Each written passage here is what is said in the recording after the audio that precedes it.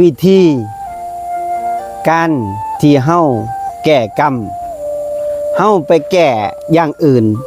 ให้ผู้อื่นเขาแก้กรรมให้ต่างๆนานาแก้บ่ได้ดอกบ่มีไผเก่งเท่าพระพุทธเจ้าเมื่อกรรมมันเกิดจากการเจตนามันเกิดจากการกระทำของเฮาเองเฮาก็ต้องแก้เฮาเองเจ้าสิไปให้ผู้อื่นเขาแก้ให้มันเป็นไปบ่ได้พระพุทธเจ้ายังแก้กรรมให้ไผบ่ได้และไผสิบ่เก่งกว่าพระพุทธเจ้าที่แก้กรรมให้เฮาได้กรรมมันเกิดจากการกระทำกรรมมันเกิดจากเจตนาที่เฮาเฮ็ดมาการแก้กรรมคือการบ่เฮ็ดบาปทั้งปวงเฮ็ดกุศลให้ถึงที่สุดล้างจิตให้ตัวเองขาวสะอาดเมื่อล้างจิตให้ขาวสะอาดแล้วกรรม